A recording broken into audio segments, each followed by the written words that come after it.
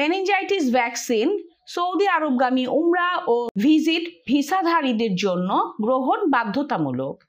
Saudi কর্তৃপক্ষের নির্দেশনা অনুযায়ী আগামী 10 ফেব্রুয়ারি 2025 তারিখ থেকে যে সকল যাত্রী উমরাহ ভিসায় সৌদি আরব যাবেন অথবা ভিজিট ভিসায় সৌদি আরব গিয়ে উমরাহ অথবা জিয়ারাহ করবেন তাদেরকে বাধ্যতামূলকভাবে মেনিনজাইটিস টিকা গ্রহণ করতে হবে। সম্মানিত যাত্রীদেরকে যাত্রার তারিখ হতে কমপক্ষে 10 দিন পূর্বে বাধ্যতামূলকভাবে কোয়াড্রিভ্যালেন্ট নেইসেরিয়া মেনিনজাইটিস ভ্যাকসিন গ্রহণ করতে হবে। তবে 1 বছরের কম বয়সী শিশুদের ক্ষেত্রে উক্ত টিকা নেয়ার প্রয়োজন নেই। ভ্যাকসিন গ্রহণের পর ভ্যাকসিন সার্টিফিকেট সংগ্রহ করতে হবে এবং উক্ত সার্টিফিকেটে অবশ্যই নিজের পরিচয়, ভ্যাকসিনের নাম, ধরন ও ভ্যাকসিন গ্রহণের তারিখ যথাযথভাবে উল্লেখ আছে কিনা তা দেখে নিতে হবে।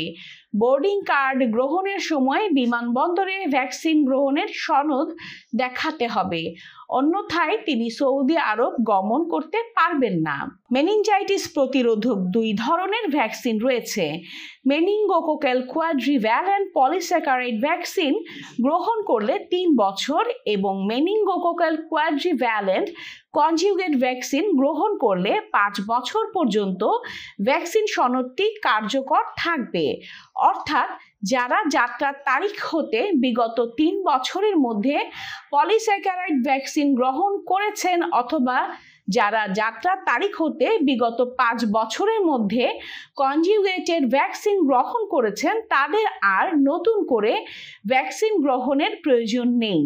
তবে অবশ্যই ভ্যাকসিন গ্রহণের সনদটি সাথে রাখতে হবে এবং ভ্যাকসিন সনদে অবশ্যই নিজের পরিচয়, ভ্যাকসিনের নাম, ধরন ও ভ্যাকসিন গ্রহণের তারিখ যথাযথভাবে উল্লেখ থাকতে হবে, অন্যথায় তা গ্রহণযোগ্য হবে না।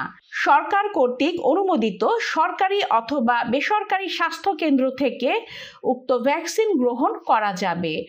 উল্লেখ্য, সৌদি আরবে ওয়ার্ক ভিসায় গমনেচ্ছুক যাত্রীদের ক্ষেত্রে এই নির্দেশনা প্রযোজ্য হবে না।